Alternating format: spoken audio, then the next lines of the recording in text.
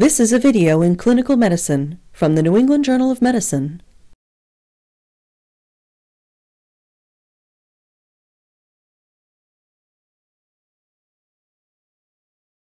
Infection associated with healthcare is the most common adverse event affecting hospitalized patients.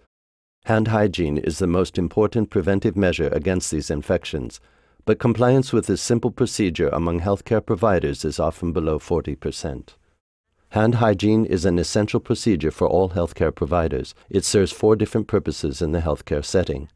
Hand hygiene prevents nosocomial infection in patients and the cross-transmission of microorganisms between patients. Hand hygiene prevents contamination of the hospital environment with potential pathogens. Finally, it helps protect healthcare workers from occupational infectious diseases such as infection with the human immunodeficiency virus and hepatitis C virus. This video will demonstrate the various indications to perform hand hygiene as well as 2 different hand hygiene techniques: hand rubbing with an alcohol-based hand rub formulation and hand washing with soap and water. This video will also review hand hygiene equipment, the appropriate use of gloves, and policies on jewelry and fingernail hygiene. We will also review selected complications associated with hand hygiene and make suggestions about how to avoid them. Finally, we will comment on religious and cultural issues concerning hand hygiene. Hand hygiene to prepare for surgical procedures will not be addressed in this video. To perform adequate hand hygiene, you will need an alcohol-based hand rub formulation or soap, water, and drying agents such as disposable paper or cloth towels.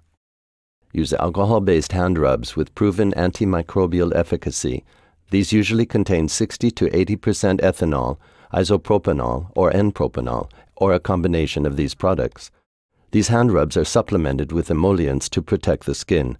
They are available as liquid solutions or gels, sprays, or foams.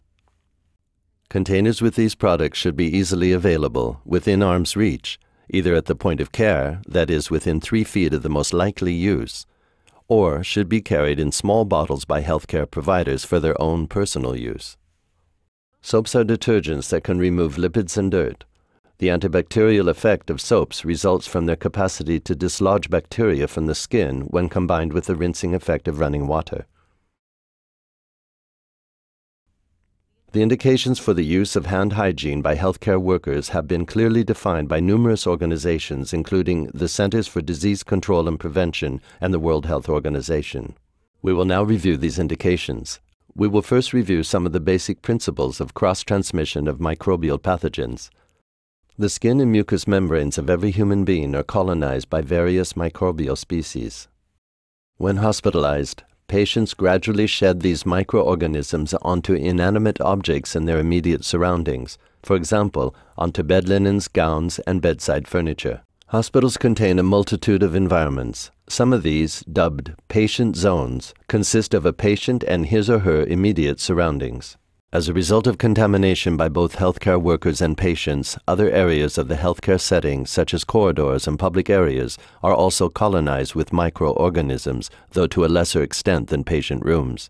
Cross-transmission of potential pathogens from one environment to another occurs through healthcare workers' hands. Hand hygiene greatly reduces the risk of cross-transmission by this route. Healthcare workers must perform hand hygiene immediately before touching a patient or when entering a patient zone. This will prevent cross-transmission of microbes from one patient to another.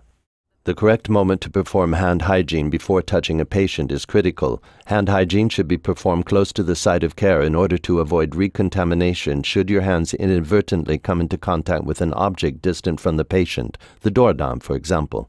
Perform hand hygiene between the last hand to surface contact with an object located outside the patient zone and the first within the patient zone. You should also perform hand hygiene just after touching a patient and before touching any object located outside the patient zone. This will limit the risk of germ dissemination to the healthcare environment. Even if you did not touch the patient, perform hand hygiene after touching objects located in the vicinity of the patient.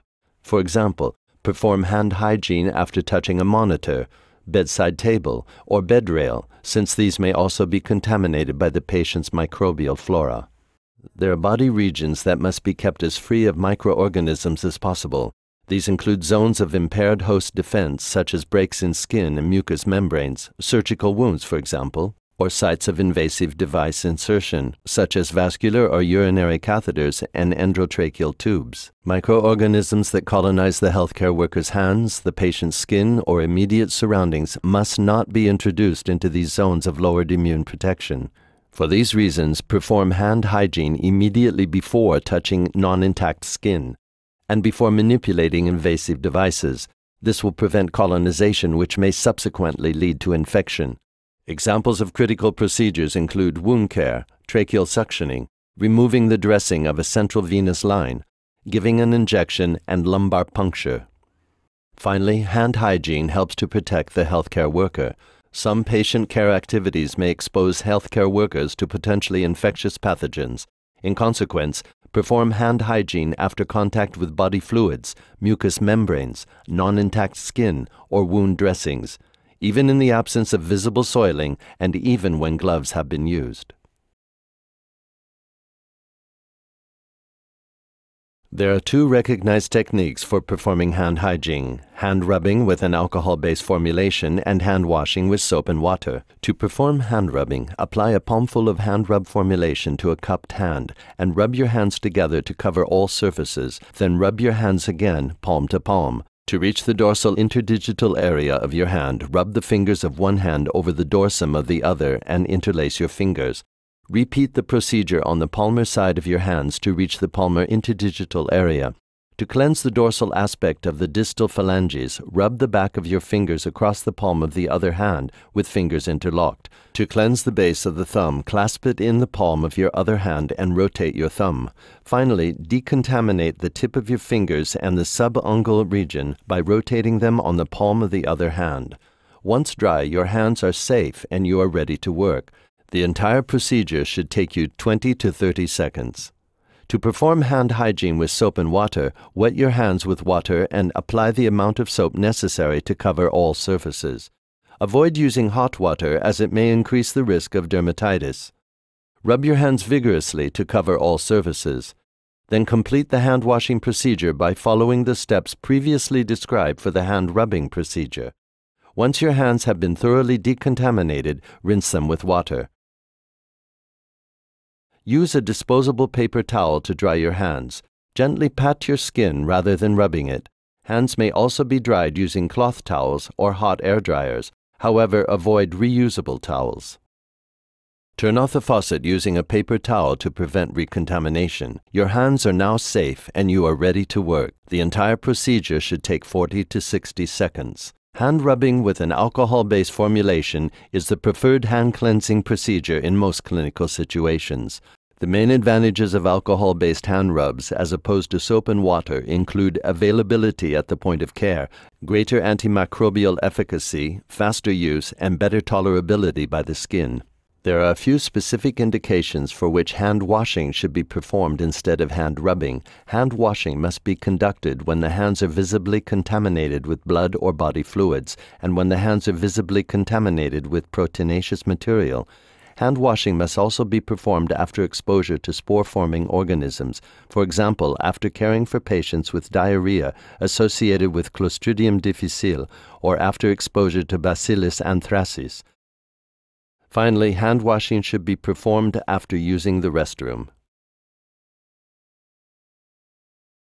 Gloves serve two different purposes. They prevent transmission of microorganisms from the healthcare worker's hands to the patient, and they reduce the risk of healthcare workers acquiring infections from patients. Sterile gloves are not necessary during routine patient care. Clean, non-sterile examination gloves must be worn during patient care activities that may involve exposure to potentially infectious material. This includes exposure to blood, body fluids, mucous membranes, and non-intact skin, and also manipulation of invasive devices close to their insertion site or when visibly soiled. Gloves must also be worn when caring for patients who are colonized or infected with pathogens transmitted by the contact route. For example, Clostridium difficile, methicillin-resistant Staphylococcus aureus, and vancomycin-resistant Enterococcus.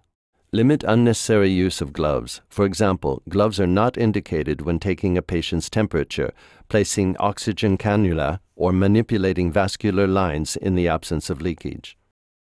You must always perform hand hygiene after removing gloves, as the gloves may have defects and hand contamination may occur during removal. Alcohol may degrade glove material and lead to holes and leakage. For this reason, do not disinfect or reuse gloves. And remember, glove use does not replace the need to perform hand hygiene.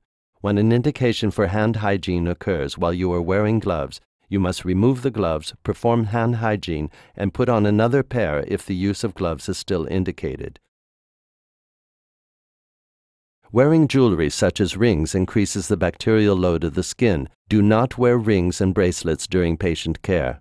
If you have a wedding ring, a simple alternative is to wear it on a chain around your neck. In some settings, wedding rings may be tolerated. Review and comply with the policy in place at your healthcare facility. Long fingernails have been associated with infection outbreaks of resistant pathogens in healthcare settings. As a result, you must keep your fingernails short, less than 0.2 inches or half a centimeter in length, and refrain from wearing artificial nails. Use of these products in healthcare settings has been associated with outbreaks of infection with resistant pathogens. Nail polish is acceptable, providing its integrity is preserved. However, fingernail diseases such as onychomycosis should be promptly treated, as they may reduce the efficacy of hand hygiene. There are some common problems associated with hand hygiene. Irritation dermatitis can occur after repeated use of hand hygiene products. Common symptoms include dryness, itching, and sometimes cracking and bleeding. In rare cases, allergic dermatitis can occur. Damaged skin is more difficult to disinfect and may be more susceptible to skin colonization, leading to transmission. To prevent skin irritation, use skincare products frequently during work shifts. These products should be freely and widely available in your healthcare facility. You should also use alcohol-based hand rubs. Avoid the use of hot water when washing hands. Refrain from using gloves unless specifically needed. And dry your hands completely before donning gloves. Alcohols are flammable.